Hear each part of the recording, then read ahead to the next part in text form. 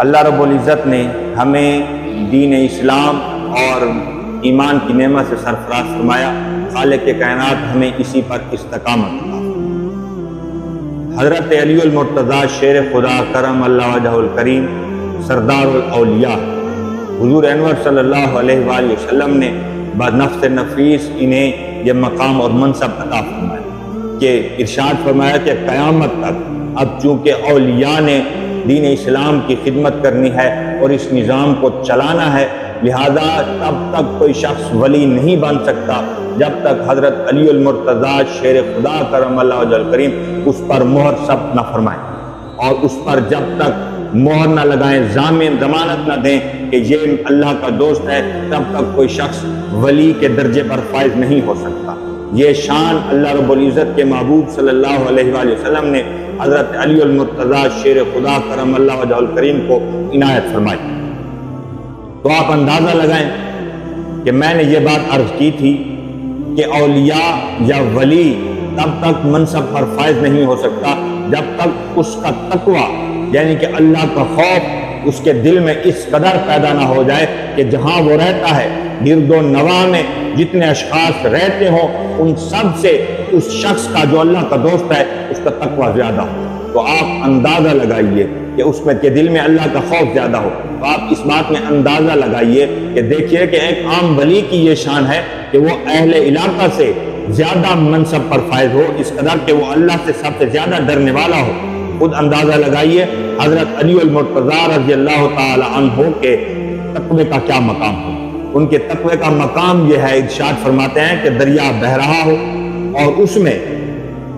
میں خود دیکھ لوں یا کوئی شخص آ کر بتائے کہ حضور والا یہ جو دریا بہہ رہا ہے اس میں شراب کا ایک قطرہ گر گیا ہے، تو ارشاد فرماتے ہیں دریا بہہ رہا ہو اس میں شراب کا ایک قطرہ گرے اور وہ چلتے چلتے کسی ندی سے کسی نالے سے ہوتا ہوا جب کسی فصل میں پہنچے وہاں پر پھر اس پانی سے فصل اگ جائے اور گھاس ہو جائے اور پھر اس گھاس کو میرا گھوڑا کھا لے، تو ارشاد فرماتے ہیں کہ میں اس گھوڑے پر سواری کرنا چھوڑ دوں گا۔ گویا کہ تقوی کا یہ عالم کہ آپ دیکھیے کہ بہتا ہوا پانی پاک ہوتا ہے، لیکن جو شے جائز ہو وہ ولی کے لیے معیار نہیں ہوتا۔ معیار یہ ہے کہ جو چیز لوگ کر رہے ہوں وہ جائز ہو، لیکن ہر شے جو جائز ہو وہ معیار انسان نہیں ہو سکتا، وہ معیار ولی نہیں ہو سکتا۔ ولی کا مقام اور منصب ان تمام معیاروں سے اور ان تمام مناصب سے جو لوگوں کو حاصل ہوتے ہیں ان سب سے اونچا ہونا چاہیے۔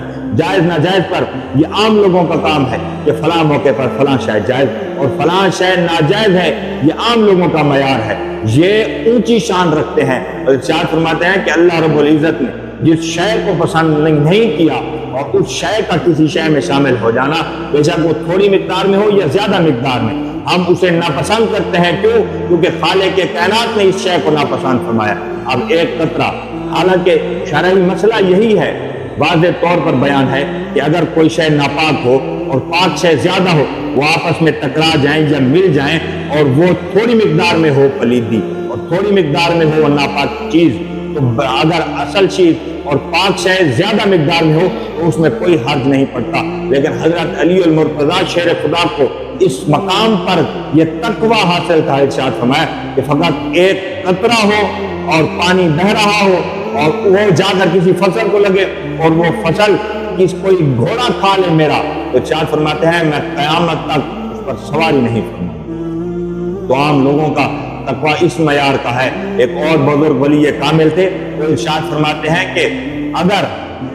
دریا بہہ رہا ہو اور ایک موقع پر حضرت علی المرتضیٰ شیر خدا کے بارے میں یہ بھی آیا تو ارشاد فرمایا کہ دریا بہہ رہا ہو اور اس میں شراب کا ایک قطرہ گرے اور وہ جا کر فصلوں کو لگے اور اس فصل پر گھاس اگے اس زمین پر اور وہ زمین پر جا کر وہ گھاس میری بکری کھا لے، تو ارشاد فرمایا کہ میں جب تک زندہ ہوں میں اس شہر میں اور اس دریا کے پانی سے جتنی بھی فصلیں ہیں میں بکری کا گوشت کھانا چھوڑ دوں گا۔ تو ارشاد فرمایا کہ یہ تقویٰ جب انسان کو حاصل ہوتا ہے تو وہ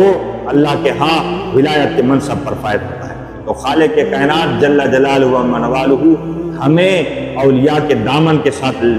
بیٹھنے کی اور ان کے دامن پکڑنے کی اور ان کی صحبت میں بیٹھنے کی توفیق عطا فرمائے، اور خالق کے کائنات ہمیں بھی اپنا خوف عطا فرمائے۔ ہمارے دل میں رب کائنات کی محبت پیدا ہو جائے، ہم یہ اللہ کے حضور دعا کرتے ہیں اپنے حبیب علیہ السلام کے وسیلے سے وہ ہمیں اس نعمت سے سرفراز فرمائے۔ آمین آمین آمین، وآخر دعواہم ان الحمد للہ رب العالمین۔